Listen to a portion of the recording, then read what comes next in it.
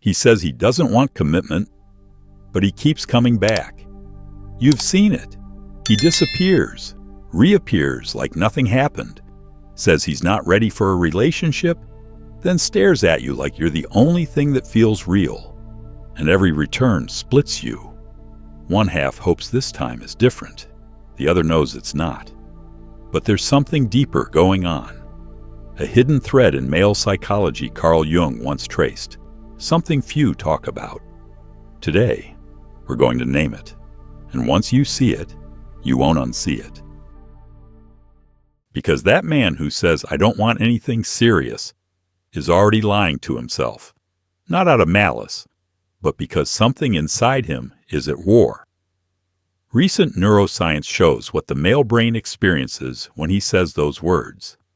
There's a contradiction, deep, biological, unconscious. And you get caught in it, pulled into a cycle you don't understand because no one ever gave you the code. Most women respond from anxiety. They overexpress, or stay silent, or try to be the cool girl. But all of it stems from fear. You're not like most. You can feel something else is going on beneath the surface. His energy tells a different story. The way he touches you, the way his eyes soften in unguarded moments. This isn't about strategy. It's about truth.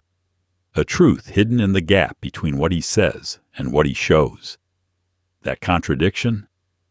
It's the split Jung spoke of, a fracture in the psyche, where the conscious mind says, "I'm not ready," but the unconscious aches for union, for transformation. If you're ready to see through the illusion, keep going. This may be the moment everything changes. Before we go further, take a breath. If something inside you already knows this truth, write it down. Truth. That simple word anchors you to what's coming next. Because this isn't just a pattern, it's a portal. Have you ever noticed what happens after he says, "I don't want commitment," but still sets the date? That suspended beat when your heart races and your intuition whispers, "This means more than he's saying." That moment, it's where the visible meets the invisible, the conscious meets the unconscious. And Jung understood this. A man can genuinely believe he doesn't want love, while his body reaches for it anyway. Because oxytocin, yes, the bonding hormone, doesn't lie. When he's near you, his brain lights up. There's a hunger for closeness, even when his words say otherwise. That's why it hurts. That's why it confuses you. Because it confuses him. Inside him is a quiet war between the part that fears losing his freedom and the part that longs to be seen. And that longing, it's not just desire, it's the feminine within him waking up. Jung called this the anima, the inner feminine energy in every man. It's the part that wants connection, intimacy, soul. When he meets a woman who touches this part without trying, he panics. Because it means confronting everything he's buried: vulnerability, inadequacy, even ancestral fear. The fear of being consumed by the feminine, of losing his edge, of not being enough. These fears live in his DNA. They're ancient, and when he says, "I don't want anything serious," that's what he's really saying. I'm scared. I don't know how to hold what you're awakening in me. It's not about you. It never was. But most women take it personally. They try harder, or shut down, or make ultimatums, not realizing that each reaction only confirms his fear. She'll trap me. She'll leave me. And so the cycle begins. But Jung saw another path. Long ago, priestesses of sacred traditions knew how to meet this energy. Not by pushing, not by retreating, but by holding. They knew how to stay in their essence while letting the masculine find its way. And modern neuroscience? It backs this up. When a woman stays grounded, neither anxious nor withdrawn, she becomes a safe space. And in that space, something rare happens. His defenses drop. His soul begins to stir. Have you seen it? Those moments when his eyes soften, when his voice lowers, when he seems closer than even he knows how to admit. That's the part of him that already loves you, the part that returns again and again, even if he doesn't know why. Jung once wrote, "The meeting of two personalities is like the contact of two chemical substances. If there is any reaction, both are transformed."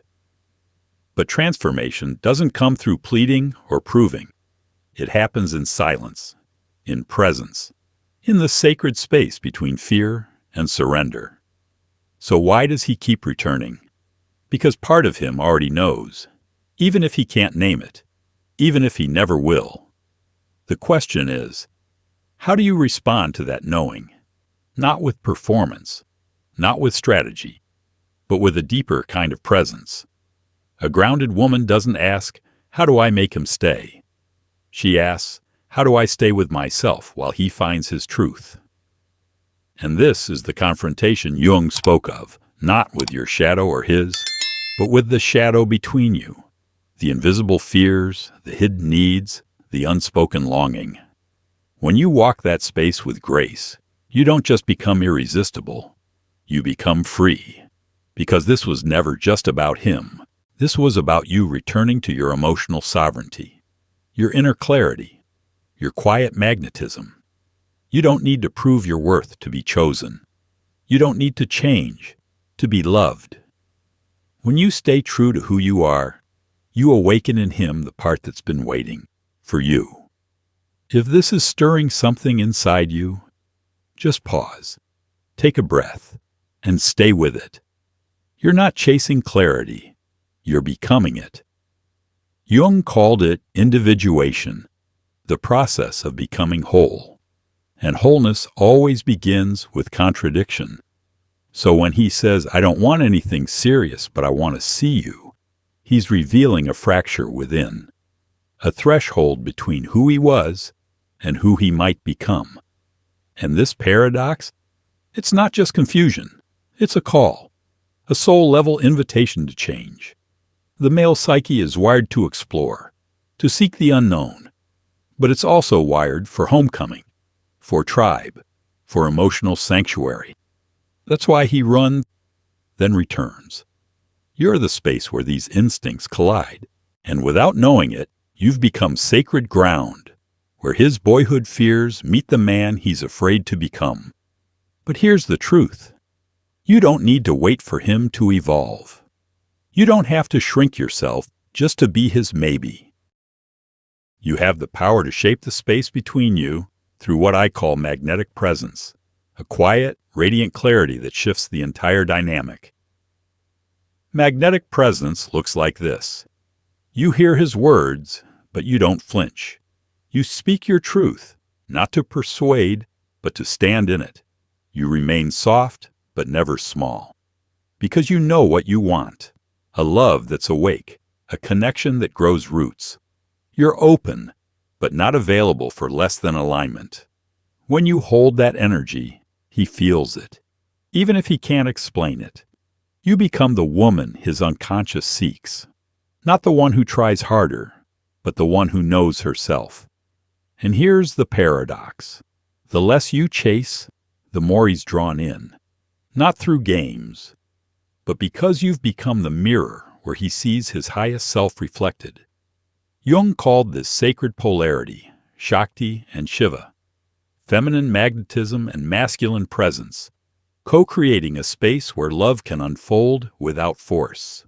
And that's why, when he says, "I don't want anything serious," you respond like this.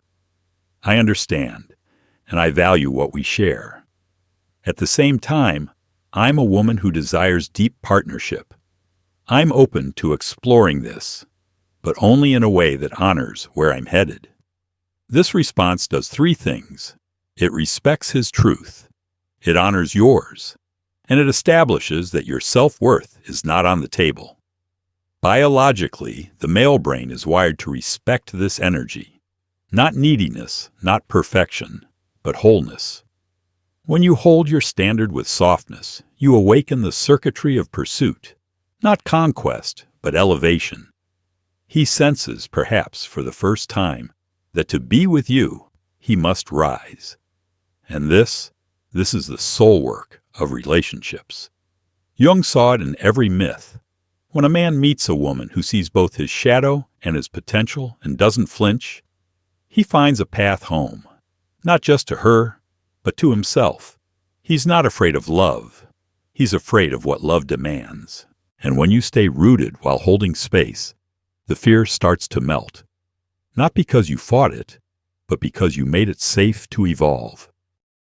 And if he doesn't return, if he stays on the side of fear, you win anyway. Because this was never just about him. This was about you remembering your power. The power to stop begging for crumbs from a table you could build yourself. The power to choose not from lack, but from self-worth. The power to radiate so fully that only those aligned with your truth can enter your orbit. This is the true alchemy of transformation. It's not about changing him. It's about becoming so whole that you naturally draw in a love that mirrors your depth. And when you do, I don't want anything serious dissolves, not through pressure, but through presence, through energy, through truth. Think of every time you've cried over a man who couldn't choose you. Every night you wondered, what's wrong with me? Now feel that weight lift. Because it was never about your worth. It was about his readiness. And your job was never to fix him. It was to return to yourself. When you understand this, deep in your body, not just your mind, everything changes. His words no longer shake you. His distance doesn't define you. His pull doesn't confuse you. You stop asking, how can I make him choose me? You start living, how can I stay true to who I am, no matter what he chooses? This is the power of emotional sovereignty, the power that says, I see what you're offering, and I choose what aligns with my soul. And that power is magnetic, not just to him, but to everything in your life, your work, your friendships, your creativity, your peace. Because when you stop leaking energy trying to decode him, you reclaim that energy for yourself. And the irony? That's usually when he comes back, often with new clarity, new presence, a new hunger to meet you where you already are. But even if he doesn't, you've already won. You've remembered what every wise woman throughout time has known, that the feminine isn't here to chase. She's here to radiate, to create sacred space, to call things forth, not through demand, but through vibration, through clarity, through truth. Neuroscience backs this. When you release attachment, your brain rewires. Your nervous system calms. You operate from grounded presence. Your reality shifts. And this energy, it touches everything. Your self-worth, your standards, your capacity for joy. You stop chasing closure from men who don't deserve to be chapters. You start choosing alignment over attention. You become a woman who knows her worth in every room, not just the romantic ones. And that's who Jung saw in the ancient archetypes. Sophia, the wise feminine. She doesn't perform. She doesn't beg. She simply is. And in her presence, the world rearranges. So the next time a man says, I don't want anything serious, but I want to see you. Pause. Feel it. Then choose. You can accept the situation with full awareness. You can lovingly walk away, making space for what you truly desire. Or you can stay, not in denial, but in magnetic presence, holding clarity while giving him the freedom to meet you. Or not. All three are powerful, because none come from fear. They come from wisdom. This is the shift. When you stop reacting and start responding.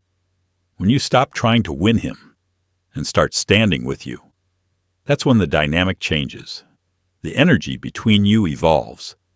Not from tactics, but from truth. And he feels it, even if he doesn't understand why. He senses that you're no longer playing the old game, that you've stepped into a higher field, and the part of him that's ready to grow will rise. And if he doesn't, you're still whole, because this was never just about one man. This was about healing a pattern, reclaiming your light, and remembering the woman you were before the world told you to shrink. So pause here. Let this settle. Let your nervous system absorb the truth. You don't have to become more to be worthy.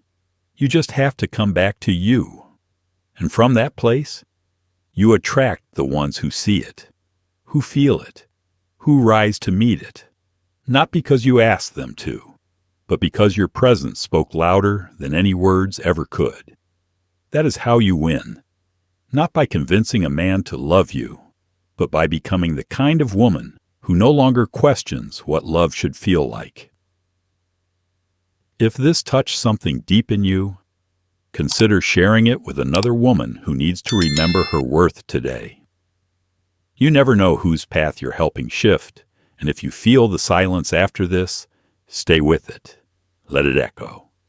Sometimes, the soul doesn't need answers, just a place to land.